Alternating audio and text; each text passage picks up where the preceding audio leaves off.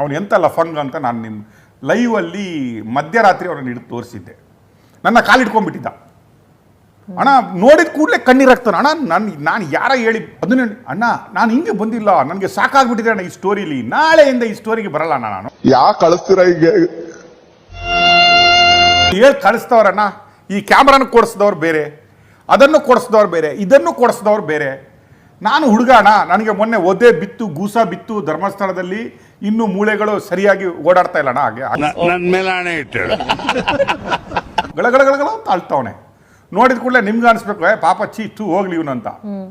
ನೋಡಿ ನೆಕ್ಸ್ಟ್ 2ನೇ ದಿನ ಬಿಟ್ಟು ಪುನಃ ಒಂದು ವಿಡಿಯೋ ಬಿಡ್ತಾನೆ. ಇನ್ನೊಂದು 2 ಅಕ್ಷಿಗಳಿದಾವೆ. ಒಂದು ಮಂಗಳೂರಲ್ಲಿ ಒಂದು ಅಕ್ಷಿ ಇದೆ, ಗೊತ್ತಲ್ಲ ನಿಮ್ಗೆ ಯಾವ ಅಕ್ಷಿ. ಮತ್ತೊಂದು ತಮ್ಮಣ್ಣ ಇದ್ದಾನೆ ಒಬ್ಬ.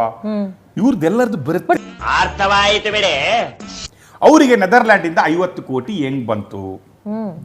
ಆ 50 ಕೋಟಿಗಳನ್ನು ಎಲ್ಲೆಲ್ಲಿ ಡಿಸ್ಟ್ರಿಬ್ಯೂಟ್ ಮಾಡಲಾಯಿತು, ಅದನ್ನು ಏನೇನಕ್ಕೆ ಉಪಯೋಗಿಸಿಕೊಳ್ಳಲಾಯಿತು, ಆ 50 ಕೋಟಿ ಯಾರ ಹೆಸರು ಹಾಕಿ ಎಲ್ಲಿಂದ ತರಲಾಯಿತು.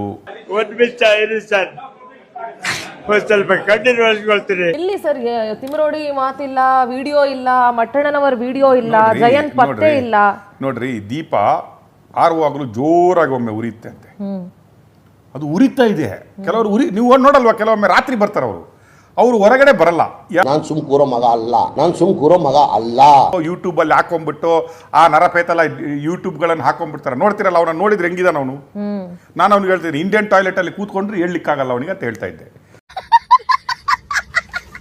ಅವನಿಗೆ ಇಬ್ರು ಕೈ ಹಿಡಿಬೇಕು, ಆ ಕಡೆ ಈ ಕಡೆ ಒಬ್ಬ ಕೈ ಹಿಡಿಬೇಕು. ಅವನಿಗೇನಾದ್ರು ಬೈಲಿಕ್ಕಾದ್ರೂ ಮನಸ್ಸು ಬರುತ್ತಾ ನಿಮ್ಗೆ?